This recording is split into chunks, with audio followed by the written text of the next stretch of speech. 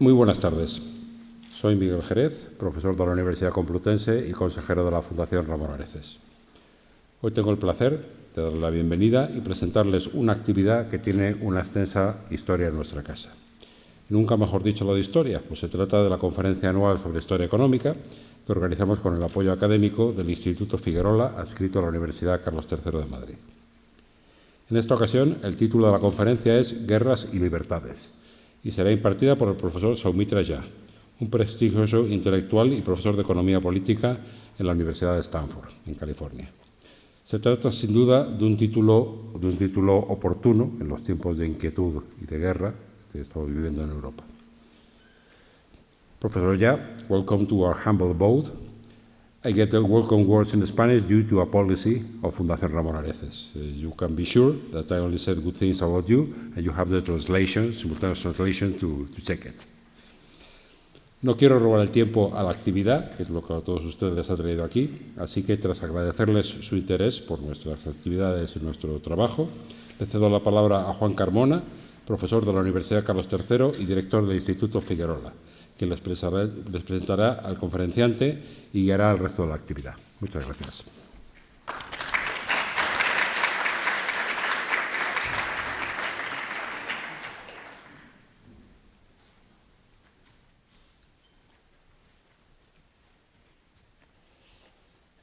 Buenas tardes. Muchas gracias, Miguel, por tus palabras.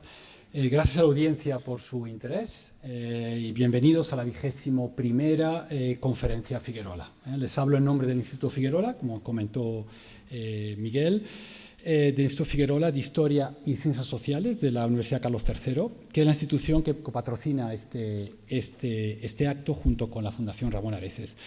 Aprovecho también para agradecer al director, a Raimundo Pérez Hernández, el director de la Fundación, y a Miguel Jerez también, el hecho de brindarnos la oportunidad de celebrar esta conferencia en este sitio. Las relaciones han sido hasta ahora siempre excelentes y nos gustaría mantener este tipo de relación, de vínculo en los próximos años.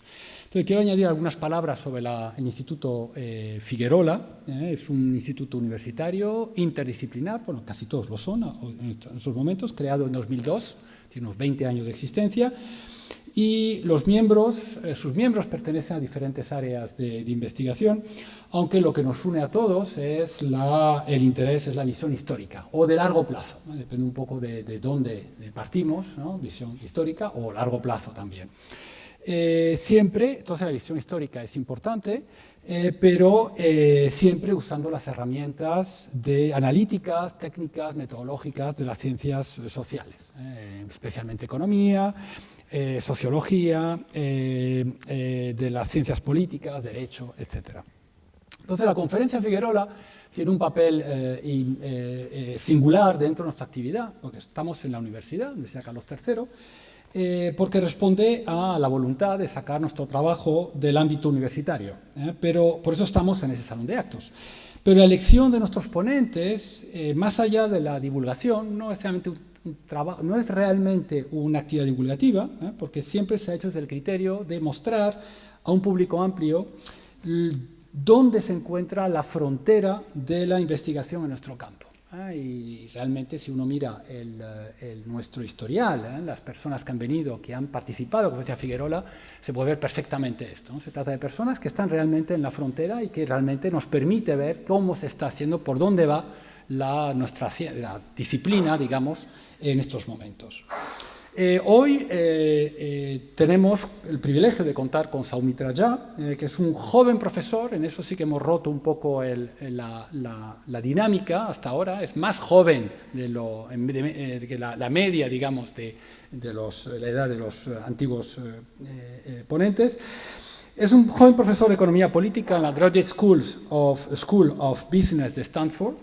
Es miembro del Instituto Freeman Spogli para Asuntos Internacionales y coordina el Laboratorio de Conflicto y Polarización de Stanford. El título de la conferencia, como ven, está relacionado también con el tipo de instituciones al que pertenece. Economista de formación, su trabajo combina teoría formal, trabajo de campo cualitativo y experimentos naturales en la historia y los experimentos de campo contemporáneos. Su investigación se centra en los enfoques económicos, financieros y organizativos para mitigar la polarización política y los conflictos violentos, como pueden ver, temas de gran actualidad, como comentaba Miguel antiguamente.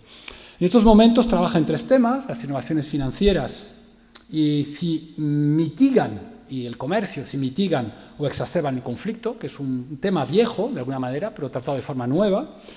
¿Por qué la protesta no violenta funciona a veces, pero a menudo falla? ¿Y por qué mecanismos la red de individuos influyentes pueden socavar o reconstruir las libertades democráticas?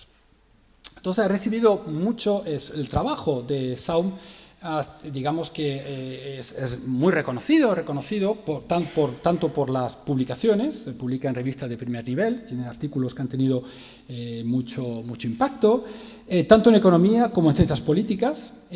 Su investigación sobre tolerancia étnica ha sido reconocida con el premio Michael Wallerstein, ¿no? El mejor artículo publicado en economía política.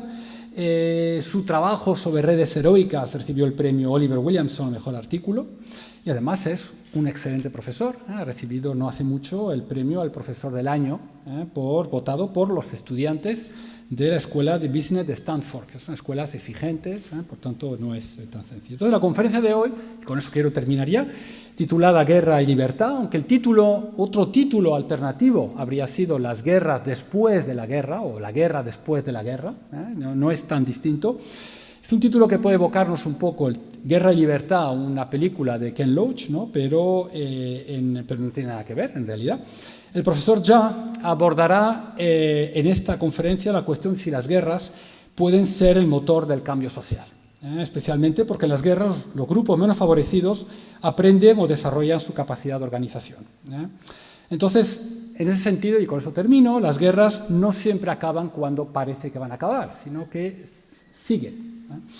Entonces voy a dejar al profesor sin más dilación, que nos explique y desarrolle él mismo su argumento. Voy a hablarle en inglés porque no entiende castellano. Professor Jha, welcome to this Figueroa conference. It is a particular honor for us to have you here today. According to the schedule, you have 45 minutes for the talk and 50 minutes for questions. And thank you again for coming and accepting our invitation. So the floor is yours.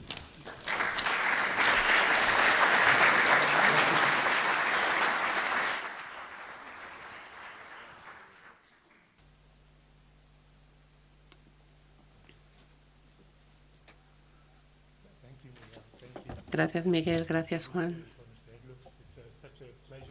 Es un placer estar aquí, un honor para mí. Es un proyecto de un libro que estoy haciendo con un compañero de Yale y quiero llevarles a un momento que todos habrán estudiado y habrán leído muy a menudo en el colegio, quizá demasiado a menudo, pero les voy a hablar un poco de esta historia que no ha llegado a los libros de historia. Como saben ustedes, un grupo de personas el 14 de julio de 1789 se presentaron delante de la Bastilla, pero hay 2 patios. A ver, llegaron al primer patio, pero luego se encontraron con un segundo patio. Y como ven, la Bastilla, la verdad, no es una fortaleza pequeña. Había guardias arriba, luego además un puente, un foso, y bueno, la gente no quería morir, obviamente, dentro de la fortaleza. Entonces, ¿qué vas a hacer si eres un grupo, unas hordas que estás llegando a la Bastilla? Bueno, pues se quedaron un poco paradas por un momento, pero claro, también resultaba que dentro del grupo había veteranos que habían estado en el ejército francés, pero lo habían abandonado. Y había un señor que se llamaba Mardeau, que había servido en el regimiento de Auxonne y había estado en la Revolución Americana. Y este regimiento fue decisivo en la Revolución Americana y en esa batalla. Y cogió a la gente, cogió a los agentes, se los llevó a los inválidos y les llevó y les hizo que cogieran los cañones que estaban en los inválidos para que los llevaran a la Bastilla. No sé si Claude Marne está en esta foto, pero bueno, en ese momento el gobernador de la fortaleza se dio cuenta de que en cualquier momento podían acabar con ellos, con los cañones, y bueno, se rindieron. Y así empezó la Revolución Francesa, con el rendimiento de la Bastilla. Pero podemos pensar, podrían haber cambiado mucho las cosas si Claude Marner no hubiera estado en ese lugar, no hubiera podido llevar los cañones, si no hubiera sabido cómo hacerlo en ese momento. Bueno, esto nos recuerda mucho a los que estamos aquí, ¿verdad? Lo que ha pasado aún no hace tanto en los Estados Unidos, ¿verdad?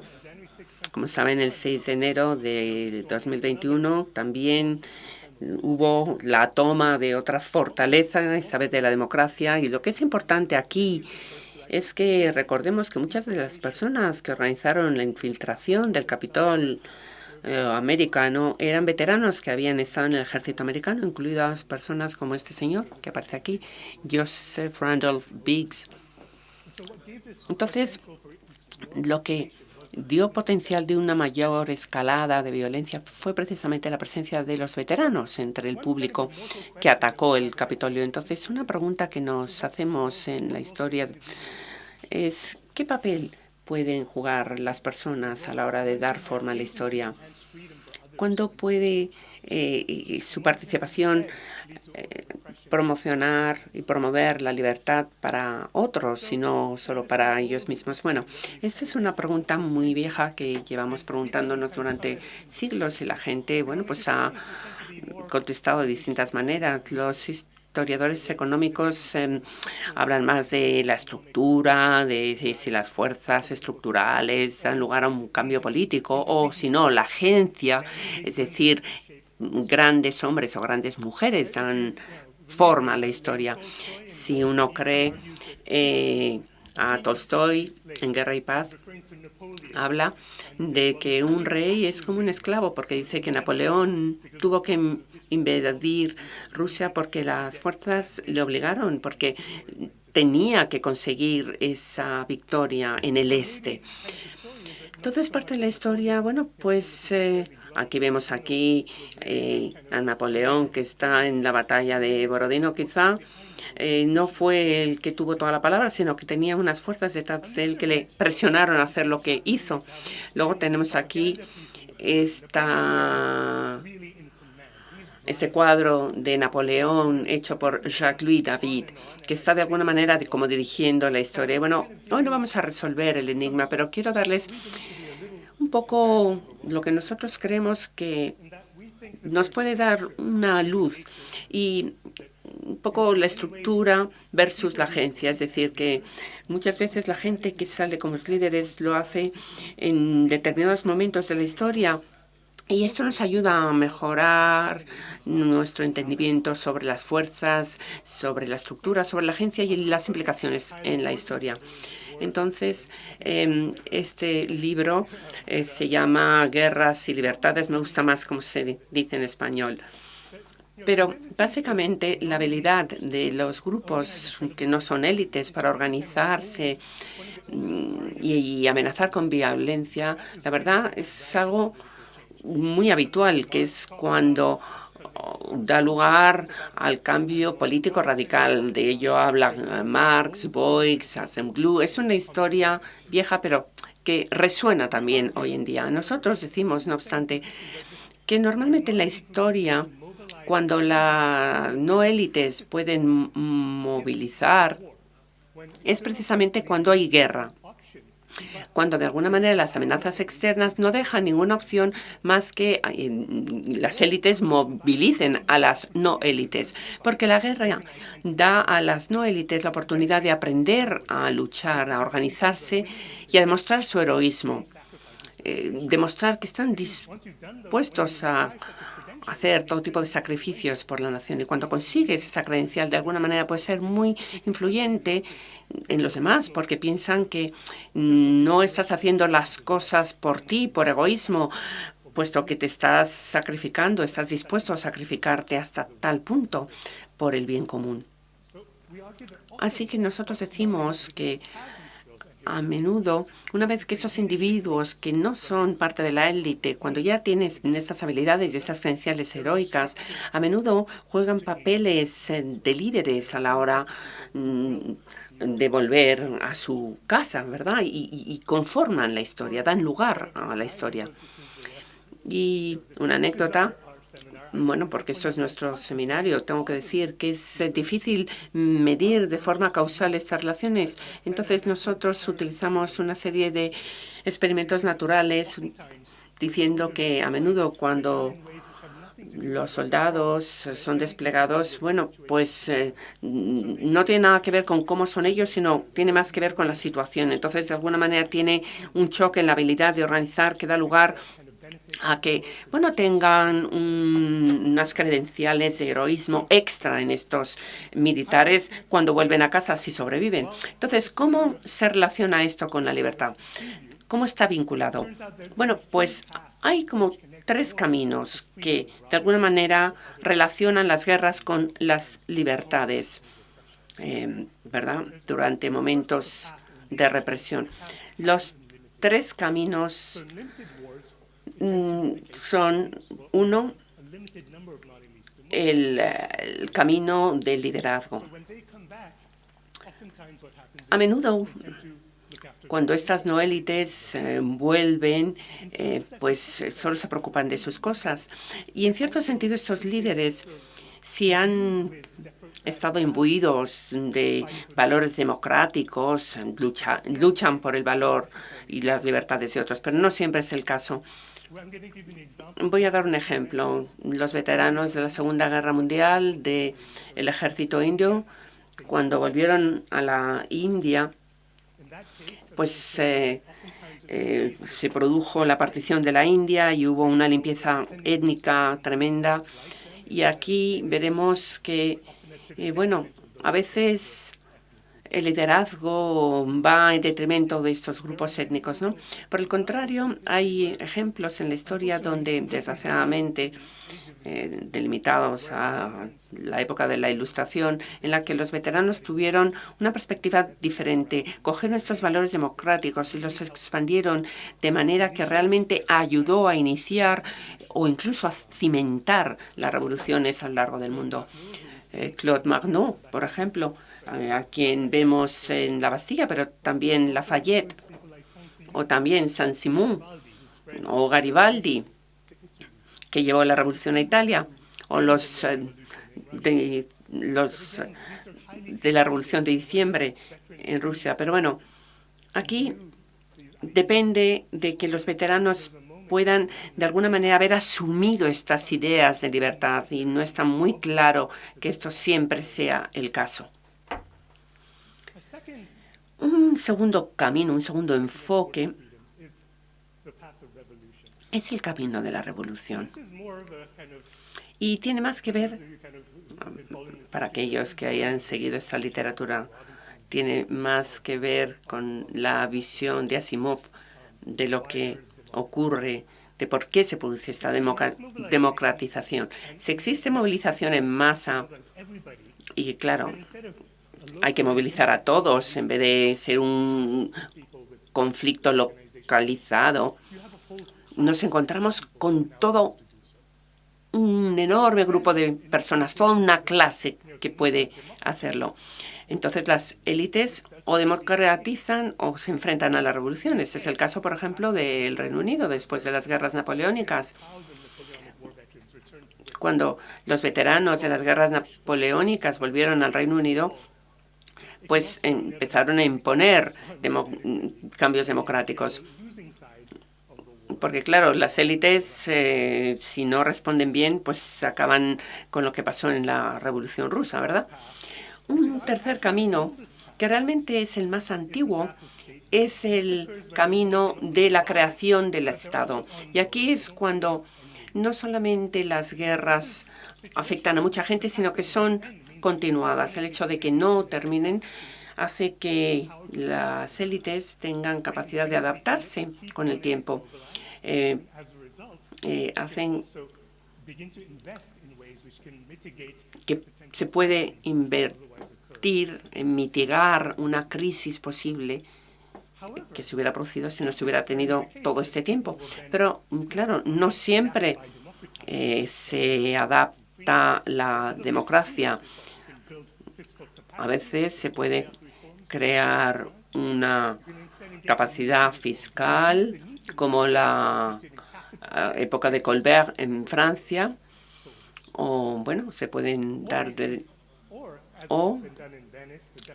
participar en reformas militares como en Alemania, o, y voy a dar el ejemplo de Japón, se puede intentar traer a la gente a que se suba a tu carro aumentándole los derechos políticos. Entonces, estas líneas azules consideramos que son los 3 caminos que conectan las guerras a las libertades, y vemos que a menudo esto no se produce. Entonces, bueno, entendemos cuándo ocurren y potencialmente cuáles son las lecciones que nos dan cada uno de estos caminos a la hora de qué va a pasar en nuestros días con las guerras. Entonces, simplemente para entrar a un marco muy simplista, si pensamos, por ejemplo, en las guerras externas y las vemos en cuanto a su escala, aquí guerra limitada y a la derecha guerra existencial, y luego una guerra decisiva o una guerra que dura para siempre. La decisiva es que sabemos que no va a tener muchas batallas. Entonces empezamos a ver la taxonomía de qué va a pasar y cómo vamos a conectar la guerra con la libertad. Entonces, yo digo que una guerra limitada va a hacer que solamente un grupo aprenda las habilidades y vuelva a casa.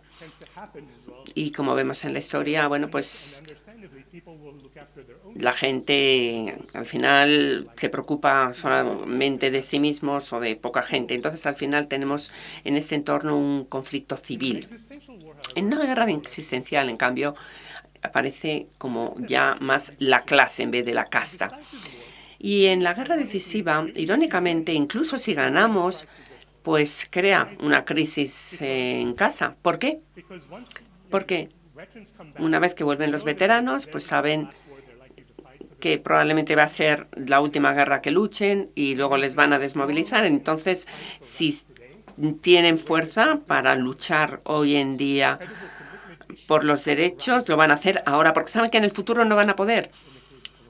Entonces, esta es la diferencia entre la guerra decisiva, porque en la guerra permanente, bueno, pues las élites siguen movilizando y hay todo tipo de transferencias y, bueno, se pueden adaptar. En cambio, en la guerra decisiva, como los soldados británicos después de las guerras napoleónicas, era la última guerra que van a poder luchar y era el momento, sabían que tenían que luchar por sus derechos porque si no en el futuro iban a estar mucho más debilitados, ya no iban a tener ese poder. Entonces, irónicamente, estas guerras decisivas pueden dar lugar a crisis. ¿Y qué pasa cuando hay una guerra limitada? Pues que hay un grupo de líderes que se organizan y que se defienden a sí mismos a los que están a su alrededor, o pueden de alguna manera también dar libertades a los que están a su alrededor. Si es una guerra tipo de clase, ya no son los líderes los que organizan, hay muchos líderes potenciales y ahí se puede conseguir una mayor movilización, pero esto también da un entorno donde probablemente vamos a ver que se produce una revolución. En cambio, una situación de una guerra continuada, si es una guerra continuada, bueno, pues acabamos teniendo feudalismo, como un grupo pretoriano que acaba teniendo, digamos, la fuerza y al final acaban siendo también parte de las élites o se convierten en un grupo que puede permanecer movilizado durante tiempo. Pero bueno, no es amenaza al gobierno, aparte de potencialmente querer participar en el gobierno. Pero bueno, en el tercer caso, con la amenaza constante, estamos en lo que llamamos el caso de Telly. Es decir, la guerra va a dar lugar a los estados. Las élites se pueden adaptar a lo largo del tiempo y lo pueden hacer a través de reformas fiscales para que el Estado pueda mejorar. Luego, las élites van a querer estar aquí y no allá. O también a través de reformas financieras y políticas, como han ocurrido en muchos lugares. Entonces, esto es el tipo de 3 caminos que vemos. En esta situación de la casta militar no tenemos la capacidad de conectar la guerra a la libertad. En este caso, de las guerras limitadas, decisivas, solamente se va a producir si realmente las élites quieren luchar por la libertad, y solamente va a ocurrir si creen en ello o creen que hay un motivo para que haya una democracia. Y ese es el caso de la revolución, y en este caso es el camino hacia construir Estado. Y hoy de lo que voy a hablar es sobre todo de esta parte, porque nos parece que es lo más novedoso de nuestro estudio. Voy a hablar un poco de la experiencia de los veteranos en la partición del sur de Asia.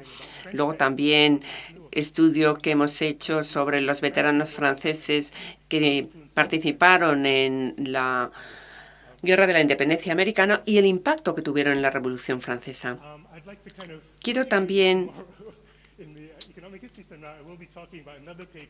Mañana voy a hablar sobre los veteranos franceses que lucharon en la batalla de Verdún y cómo influyeron en la polarización política y en la colaboración nazi o francesa, perdón, con los nazis.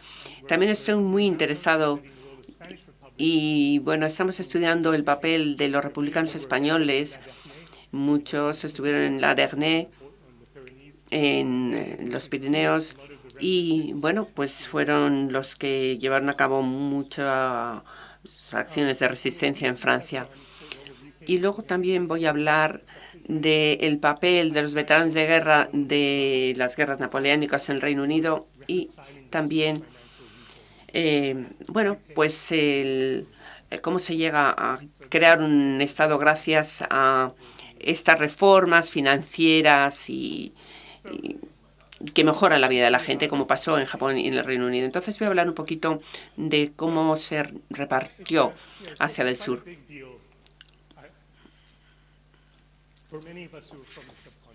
Bueno, para muchos de nosotros que somos de este continente, 14,5 millones de personas fueron desplazadas y fue de las migraciones más grandes de la historia. Se estimó que entre 100.000 y 1 millón murieron en esta violencia durante la partición que se produjo en el Asia del Sur. Y podemos decir que hubo 3,4 millones de minorías que desaparecieron. También creo que la gente, los políticos de la época, pensaban que, bueno, que partir el sur de Asia era un compromiso viable, pero subestimaron realmente el impacto que iba a tener en la gente en su momento. También se equivocaron en dónde ocurriría la violencia.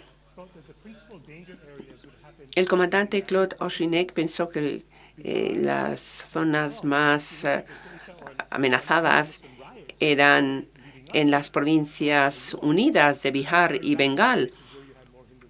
Aquí es donde hubo más violencia entre los hindúes y musulmanes. Pero si vemos la limpieza étnica que se produjo en esta partición, pues vemos que se equivocó el señor Auchinleck.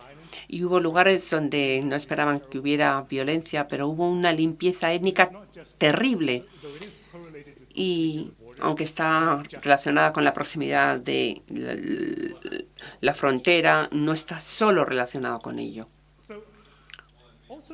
También es importante ver que había fuerzas militares y policiales ahí que podían haber evitado esta violencia.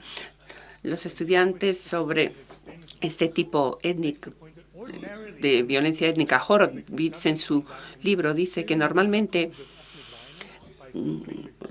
los gobiernos, obviamente, si son capaces de poner a la policía y a los ejércitos para que hagan algo al respecto, pues evitan las limpiezas étnicas. Pero vemos que la fuerza de Punjab se encontró que se vio amenazada por expertos, gente que había estado sirviendo en sus rangos. El comandante de la fuerza dice que las masacres que tuvo lugar en el Punjab, esa zona negra que se ve ahí, pues necesitaba entrenamiento militar, lo que quiere decir es que, por ejemplo, a los guardas que estaban protegiendo les atacarían otros militares. Y bueno, una vez que habían eliminado a los guardas, pues entraba el resto de la gente a atacar. La verdad, momentos muy tristes en nuestra historia. ¿Podrían haber sido tan importantes los veteranos? Bueno, pues en la Segunda Guerra Mundial, el sur de Asia reclutó el mayor ejército de voluntarios de la historia del mundo, con 2.286.000 soldados al final de la guerra. 3% de la población masculina adulta de India, Pakistán y Bangladesh. Sin embargo, el reclutamiento se centró explícitamente en las razas marciales, estos grupos pretorianos, ¿verdad? Es decir, los mejores soldados. Y las razones por las que los británicos eligió a estos soldados fue bastante idiosincrático. Irónicamente, eran los que no se habían revuelto contra los británicos, pero también había razones como la frenología, si la gente tenía bultos, o bueno, también el vegetarianismo. Consideraban que si eran vegetarianos iban a ser buenos soldados. En algunos distritos, los oficiales incluso favorecían a determinadas castas, favorecían a minorías de ese distrito, mientras que en otros se reclutaba entre la mayoría. Y podían recabar datos sobre a quién reclutaban esos distritos para ver luego qué experiencia en combate tenían. No voy a decir que fuera aleatorio, pero está predeterminado, desde luego, en cierto sentido, desde la perspectiva de la Segunda Guerra y la partición que se produjo a raíz de ella. Una vez que uno estaba en el ejército indio, bueno, los británicos formaban a los soldados y los asignaban a lugares que no tenían nada que ver con sus distritos. Si vemos estos patrones de transferencia y sustitución de batallones de infantería a brigadas, pues no tenían en cuenta la etnia de la unidad, excepto en los grupos de Nepal. Y de hecho, se hace especial hincapié en que las unidades sean intercambiables, porque al final es que se convirtió en una logística, una pesadilla logística. Todos los batallones de infantería recibían las mismas armas. Esto lo vemos en los datos. Por ejemplo, lo que hicimos fue seguir todas las historias de las batallas de todos los regimientos de la Segunda Guerra Mundial y ver de dónde los habían reclutado. Entonces aquí tenemos un regimiento y los 6 batallones de Punjab. El tercer batallón del primer regimiento de Punjab fue desplegado en septiembre, fue al norte de África, luchó contra Rommel en el 41, luchó en Sicilia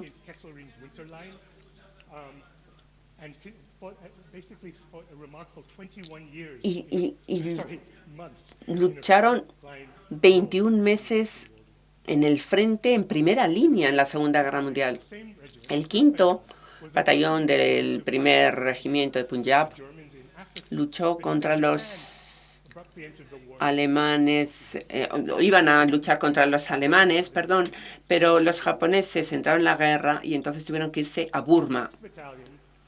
El sexto batallón también iba a luchar en Asia en África del Este, pero cuando entró Japón en la guerra se le mandó a Singapur y fue el que menos luchó en la historia, solo un mes.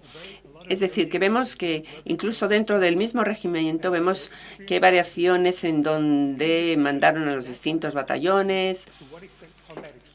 Y bueno, y luego vemos que la experiencia que tienen luego tiene una repercusión cuando vuelven a su casa.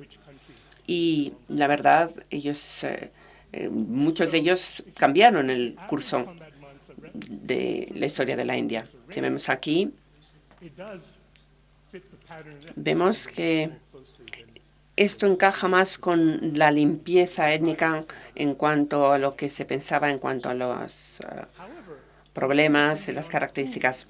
Pero dependiendo de quién tenía la experiencia de combate. Entonces, cuando los grupos minoritarios tienen experiencia, hay menos limpieza étnica. Voy a dar un ejemplo. Este es el distrito de Lialpur, que está ahora en Pakistán. 62,9% de musulmanes, pero vemos que está cerca de la frontera y la gente no sabía realmente en el año 47 dónde estaría situada la frontera. Al mismo tiempo, la comunidad Sikh eran la comunidad minoritaria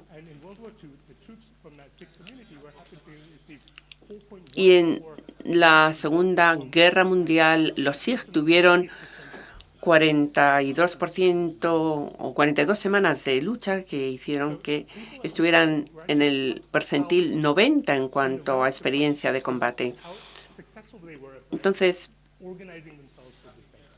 no se dieron cuenta de lo importante que iban a ser a la hora de saber de guerra. Y esto es una cita sobre cómo habían sido capaces de organizarse los Sikh. Y a diferencia de todos los distritos, vemos que hay poca violencia en Lialpur después de la partición, a pesar de que había mucha limpieza étnica en todas partes. Sin embargo, cuando descubrieron que la frontera estaba aquí en vez de allá, se dieron cuenta de que iba a ser mejor para ellos de forma colectiva el ir a lo que sería la India. Y fueron capaces de organizar a 40.000 a 60.000 personas en columnas, recorriendo 30 kilómetros al día. No sé si algunos de ustedes han hecho el camino, pero la verdad es que 30 kilómetros al día es mucho. Pero fueron capaces de organizar a la gente para que caminara 30 kilómetros al día. Todas las noches habían campamento, tenían soldados que les defendían. Y vemos que los ejércitos son muy buenos a la hora de la logística de mover a la gente, ¿verdad? Pues aquí lo hicieron muy bien los Sikh.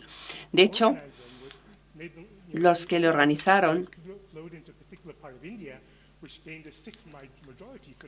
los llevaron a una parte de la India que consiguió que los Sikh fueron una mayoría en ese lugar y al final llegó a tener el líder Singh, se convierte en ministro, que es el que orquesta la división de Punjab. En resumen, la limpieza étnica en la partición fue peor en los distritos en los que las mayorías étnicas organizadas por veteranos se enfrentaban a grandes minorías étnicas que carecían de liderazgo veterano. Cuando están desorganizadas, cuando no hay veteranos organizados, pero tienes una mayoría organizada, ahí es donde realmente hubo más limpieza étnica.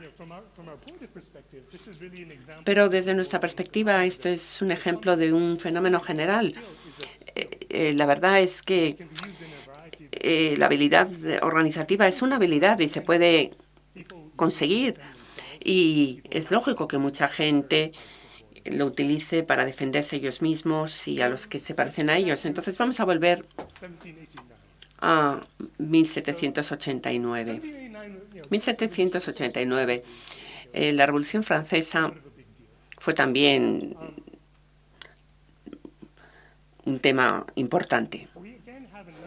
Aquí tenemos también otro experimento natural para ver cuál es el papel de los veteranos en esta revolución, y proviene del hecho de que los franceses, como bien saben ustedes, mandaron una fuerza expedicional a luchar en la guerra en Estados Unidos, una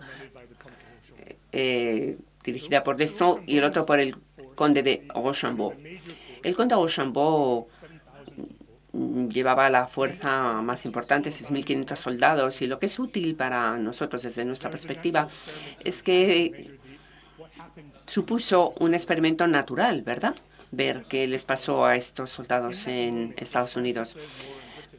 Cuando Francia declara la guerra a Gran Bretaña para apoyar a los americanos, pues se pensó que a lo mejor se podía lanzar incluso un ataque a Gran Bretaña. Entonces, Gran Bretaña y Francia habían luchado en otras guerras. Cuando Rochambeau se va a Rhode Island, algunos de los transportes no aparecieron. Dos de los regimientos que iban a ir no fueron. Tenían que ir en una segunda división con otros regimientos, pero entonces los británicos atacaron a los franceses y entonces no llegaron a ir. Entonces, hemos buscado información sobre los soldados que fueron a luchar a la guerra en América y los que se quedaron. Hemos visto lo que pasó a esos dos grupos de militares. ¿Qué aprendieron? Bueno, por la fuerza de Rochambeau luchó entre 1780 y 1783. Hizo campaña con las fuerzas revolucionarias americanas desde Newport hasta Virginia, con un importante enfrentamiento en Yorktown. Y la artillería y la infantería francesas fueron fundamentales en esa victoria. No se habla tanto de ello, pero lo estoy admitiendo aquí. Pero cuando volvieron, y la mayoría de ellos volvieron a una Francia que estaba en plena revolución y empezaron a luchar con gente que habían ido a América a luchar contra gente que luchaba contra un rey y volvieron a Francia a encontrarse con gente que quería luchar contra otro rey. Es decir, nos encontramos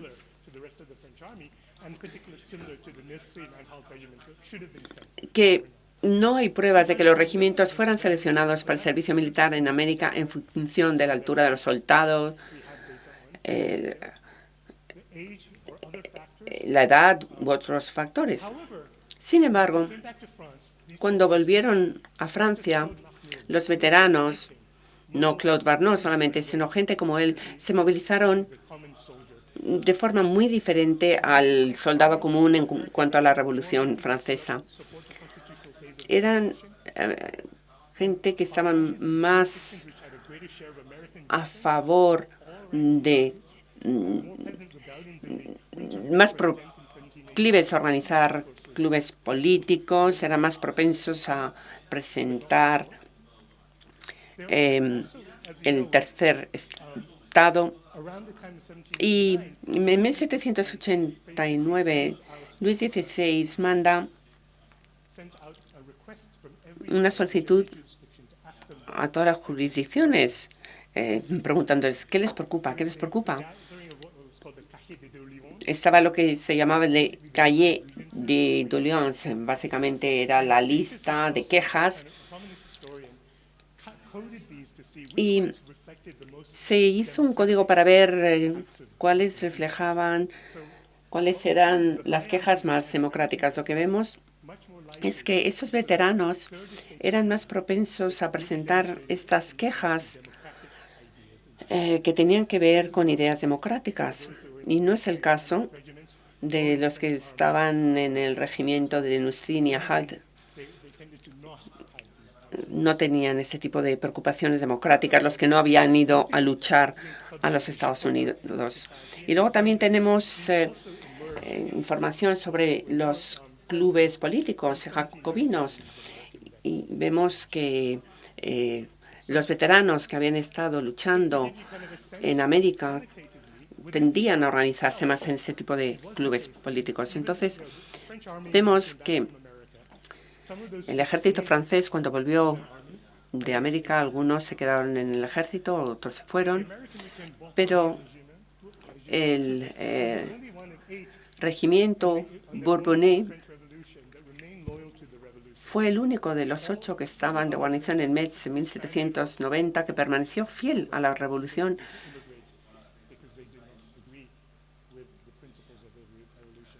y juró vivir y morir con ella. Scott dice que a diferencia de la mayoría de las fuerzas, las unidades americanas mantuvieron un orden perfecto no solo durante la crisis inmediata, sino también en las semanas y meses siguientes.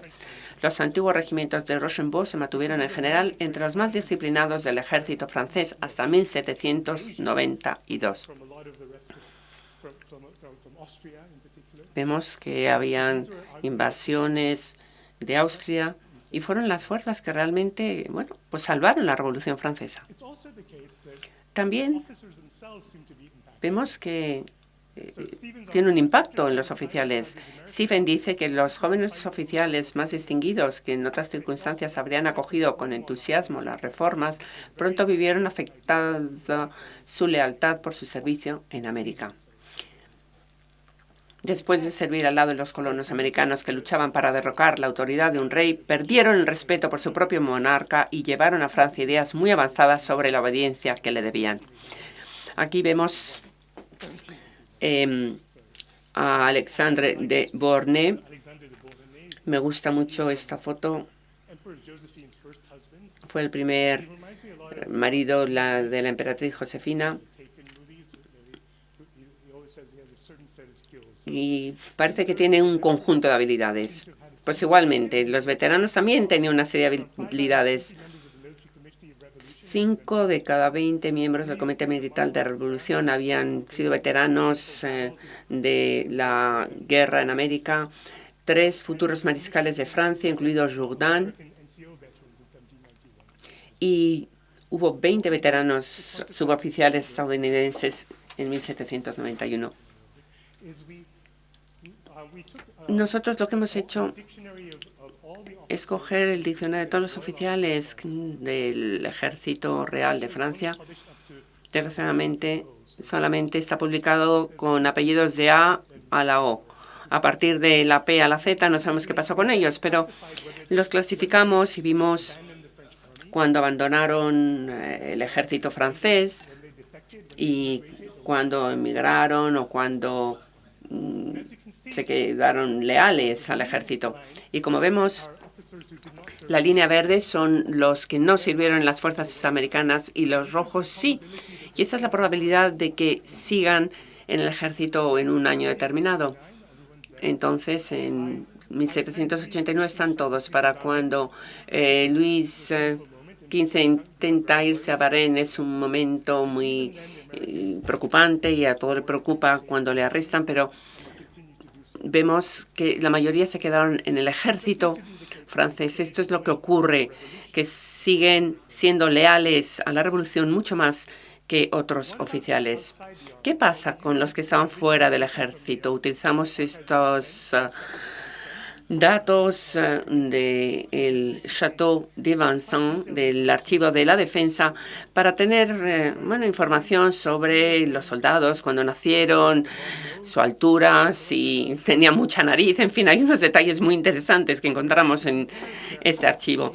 Podíamos comparar las alturas entre los distintos soldados y a lo mejor nos preocupaba que el soldado fueran más altos o más bajos porque les daba miedo que a lo mejor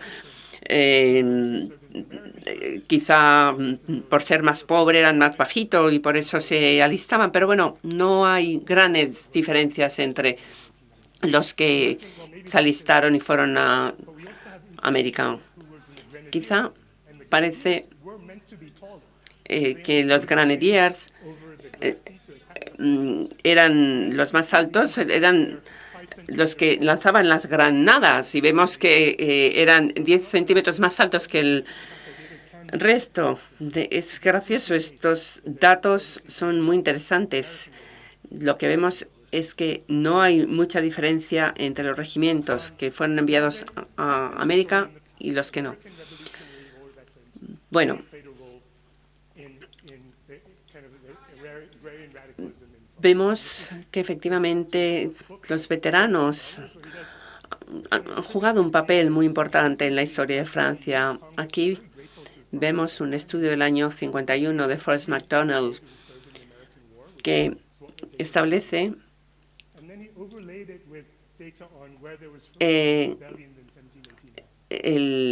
las rebeliones y la vuelta de estos veteranos y el radicalismo agrario. Forrest McDonald fue atacado inmediatamente porque dijeron, a lo mejor es la pobreza lo que afecta. Quizá hay otros hechos que afectan si te uniste a la guerra en América y luego te revolviste en Francia, fuiste parte de la revolución. En fin, hubo una geocodificación de todos los veteranos franceses. Luego vimos dónde se produjeron las rebeliones y vemos que hay una gran correlación entre los dos. Luego empezamos a comparar los que fueron al ejército francés y los que habían ido a los distintos regimientos y vimos que los de Nahalt no se rebelaron tantos. Los comparamos con distintas medidas de si habían estado expuestos a elementos de la Ilustración, si había medidas de urbanización, en fin, otros elementos que podían haber tenido un impacto en la revolución. Y sí, vemos que cuando vuelven los veteranos de la guerra americana, su lugar está relacionado con donde hubo más revoluciones en Francia. Donde ellos estaban, hubo más revoluciones. Vemos que también hubo revueltas antes de la revolución, pero vemos que en 1789 realmente cuando más revoluciones, más revueltas se producen y donde se expresan los deseos del pueblo. Luego también tenemos datos sobre la movilización de los veteranos en clubes políticos. No teníamos muchos datos en 1789, pero en el 90 sí, ya vemos datos. Vemos que hay una gran correlación entre los veteranos que vienen de la guerra de América y su participación en clubes políticos. Vemos cómo va variando en el 72. ¿Y tiene esto un impacto en los valores democráticos? Bueno, pues no quería presentar una tabla de regresión, pero no puedo evitarlo porque es muy bonita. Como ven ustedes, los veteranos, el número de veteranos que sirvieron en la fuerza de Rochambeau está muy relacionada con si presentaron unas quejas democráticas en el 89. Vemos que los que habían estado en Nahalt o en otros combates habían presentado quejas, pero quejas negativas, no democráticas. Bueno, ¿qué pasa cuando llegaron a París? Bueno, pues recabamos datos sobre todos los miembros que estuvieron en el Serment du Jeu de Paume y vimos, bueno, su historia. Voy a dar un ejemplo.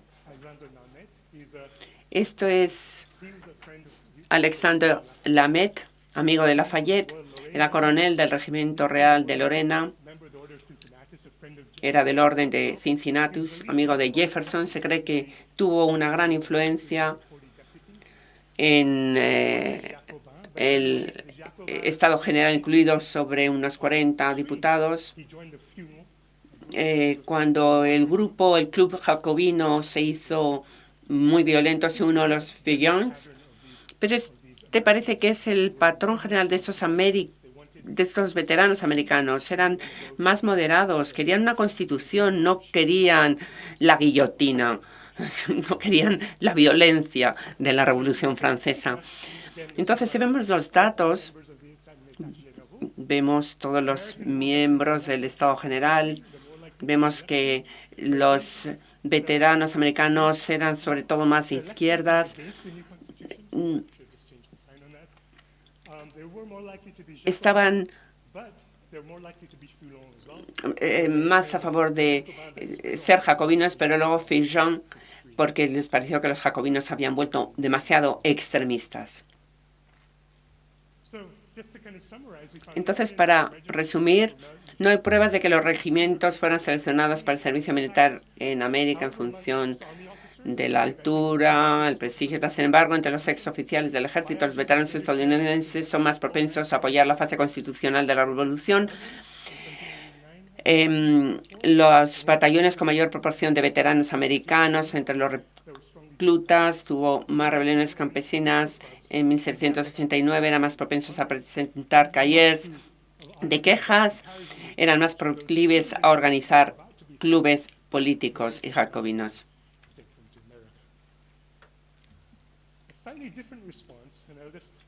Una respuesta diferente, y creo que no me queda mucho tiempo, es lo que pasó en el Reino Unido cuando llegaron los veteranos de las guerras napoleónicas. 300.000 habían sido desmovilizados. Muchos lucharon aquí en España, 32.000 fueron desmovilizados en 1817. Estos soldados volvieron a una Inglaterra en plena revolución industrial, con una gran depresión, e intentaron encontrar un trabajo, pero claro, con la revolución industrial era difícil encontrar un trabajo y, de hecho, al final muchos de estos disturbios que se produjeron eran causados por exveteranos. Estaban organizados. Y esto, bueno, además fueron un auténtico levantamiento en el Reino Unido. Fueron parte de la masacre de Peterloo, cuando fueron a Manchester después de Waterloo. El gobierno prohibió la formación militar en 1819 porque tenían miedo de que se produjera otra revolución. Y una vez que se hicieron las reformas, bueno, pues parece que de alguna manera es que tenían miedo un poco a lo que había ocurrido con los veteranos que venían de las guerras napoleónicas y a lo que podía suponer para la democracia británica. Entonces hemos hablado un poco de el camino del liderazgo, hemos hablado un poquito del camino de la revolución. Ya no me queda tiempo, ¿no? Entonces, bueno, me interesa mucho cómo resolverlo con medios financieros y básicamente, bueno, he hecho toda una serie de artículos viendo cómo en Gran Bretaña la introducción de medidas financieras, pues acciones financieras, bueno, llevó a la creación de nuevos grupos en los Estados Unidos. Se hizo reformas también para que los veteranos, de alguna manera, pudieran participar también en la financiación. Y en Japón también los samuráis les dieron bonos a los samuráis. Los samuráis, de tal manera, fueron inversores en los bancos. En vez de revolucionarse y luchar por sus derechos étnicos, también hicimos un estudio en Israel, porque hemos visto realmente cómo la economía puede ayudar a unir a la gente y cómo puede ser un elemento de promoción de la paz. Yo, como británico, me gustaría que no hubiéramos llegado al Brexit si se hubiera hecho mejor. Entonces, simplemente para reunir la capacidad de las personas que no pertenecen a las élites para organizarse y amenazar con la violencia de forma creíble se considera desde hace tiempo un importante motor de cambio político radical, incluida la democratización y la revolución. Nuestro argumento es que un escenario común a lo largo de la historia en el que esto ocurre es en tiempos de guerra, cuando las amenazas externas no dejan a las élites otra opción que movilizar a los que no pertenecen a esta élite. Y aquí me quedo. Muchas gracias por su paciencia.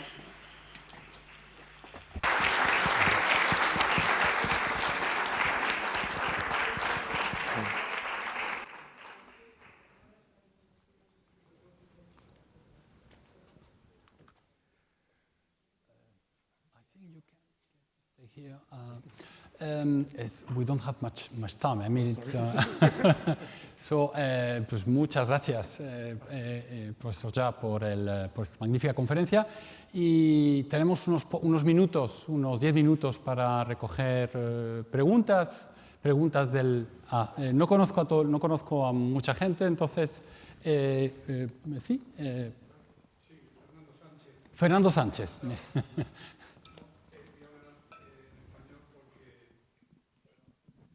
Voy a hablar en español porque no domino el inglés. Voy a hablar en español porque no domino en inglés, perdone.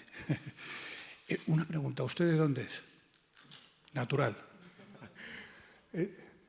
Eso es un poco complicado. Vale. I was born in Lincoln, in England. Nací en Lincoln, Inglaterra. But I grew up in Scotland Pero crecí en Escocia y luego fui a la universidad en la India y luego a Estados Unidos. A mí particularmente me parece bien su exposición, pero y la explicación de los que han estado en otras guerras y toda esa liderazgo que ocasiona, ¿no? Pero yo diría dos cosas. Hoy en día yo creo que casi no tiene sentido el liderazgo, porque las guerras, imagínense, por ejemplo, la guerra de Ucrania actualmente es función de las armas que le den, ¿no?, de Occidente. O sea que ahí el liderazgo cero, hoy por hoy. También están las Naciones Unidas, etcétera, etcétera. Como una cosa anacrónica, pues el estudio no me parece mal. Y otra cosa que le iba a decir, por ejemplo, es lo siguiente.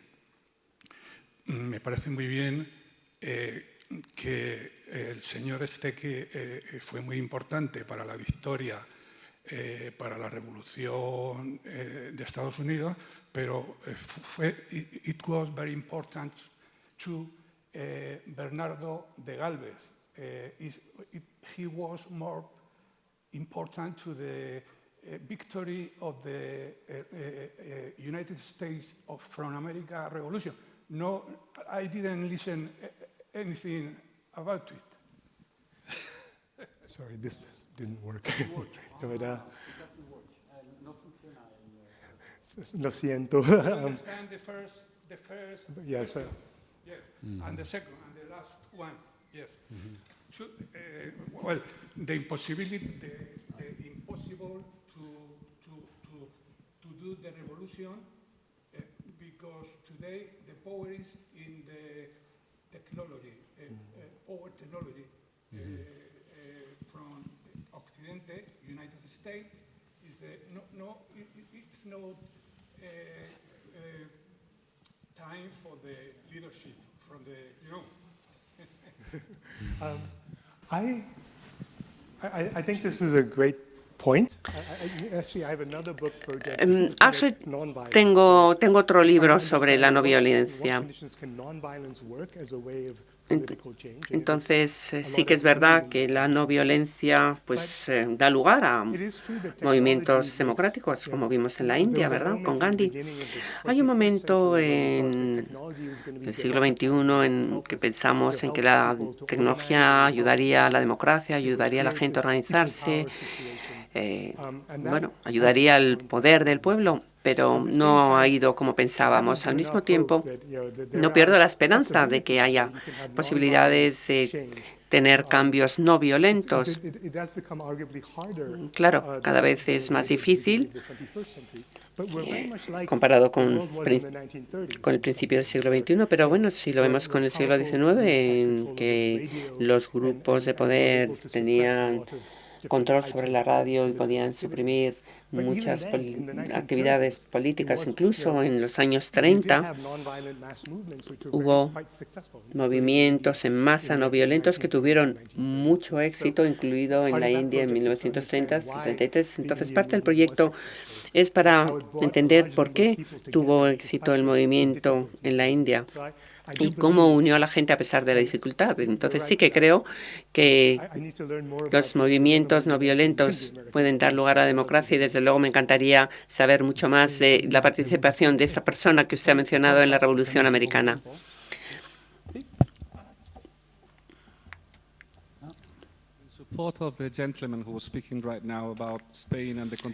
En apoyo del señor que hablaba sobre España y su contribución en la Revolución Americana, creo que se ha intentado decir una cosa muy interesante, que es que España tuvo su propia revolución en 1812. No es exactamente una revolución en términos convencionales, pero sí en términos de libertad. Hicimos un gran esfuerzo y lo que estaba intentando decir este señor es que la contribución financiera española en la Revolución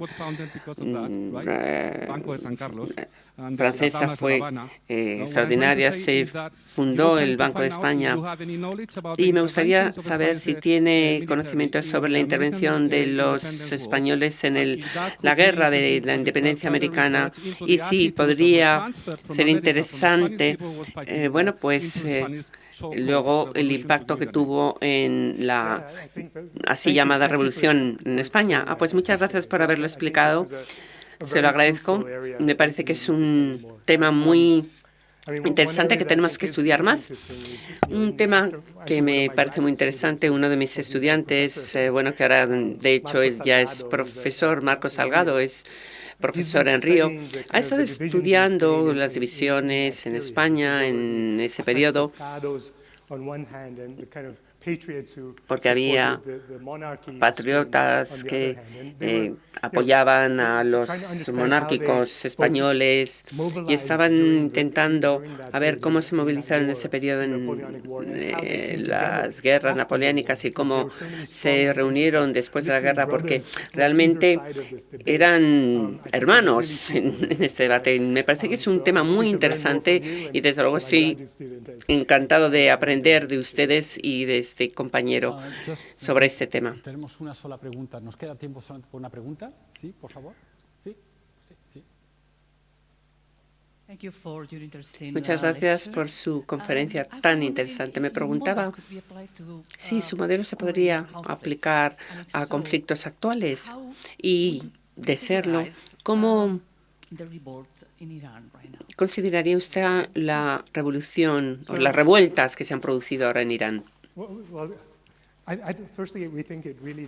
Bueno, en primer lugar, quiero decir que sí se puede aplicar a conflictos actuales. Me parece que hay un momento, por ejemplo, muy interesante en Ucrania, donde se ha movilizado al ejército ucraniano en masa, pero también se ha invitado a que la gente, bueno, pues luche en Ucrania, como en los años 30 se invitó a gente que viniera a luchar en la Guerra Civil Española, como las brigadas internacionales que también tuvieron impacto en el mundo. En fin, el ejército ucraniano es un ejército que está luchando por la democracia y creo que en ese sentido va de alguna manera a reforzar la democracia en Ucrania, que no estaba ni tan claro hace 1 o 2 años.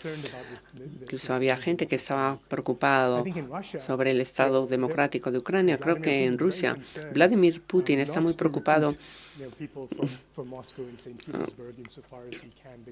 para no reclutar a gente de Moscú ni de San Petersburgo, porque piensa que puede dar lugar a una desestabilización de su régimen, sobre todo teniendo en cuenta lo mal que le va a la guerra. Irán, la verdad es que, según lo veo, es más un movimiento más pacífico por el momento y, bueno, Irán ha participado en muchas guerras, pero llevan ya tiempo con un cierto conflicto. Entonces, la parte de mi investigación no violenta, bueno, pues tendrá más que decir sobre Irán, y ahí lo fundamental es, bueno, yo vivo cerca de San Francisco y nosotros nos estamos siempre manifestando por un montón de cosas todo el tiempo, pero nadie está interesado en San Francisco en manifestarse porque, bueno, no somos importantes en ninguna elección. A los políticos de California les importa, pero al resto de los americanos no, mientras que en Irán, si algo pasa en Teherán, pues va a ser muy distinto que si pasa en otro lugar. Entonces, si vemos que las Fuerzas Armadas, el Ejército, no responden de forma tan visceral como lo han hecho en el pasado, si hay gente en el ejército que se solidarice con el movimiento, pues entonces allí habrá potencial de cambio. No sé si va a ocurrir o no, pero el hecho de que está ocurriendo en las grandes ciudades, pues bueno, da indicios de que puede ser una posibilidad, lo cual es ya decir mucho para Irán. Muchas gracias. Thank you very much.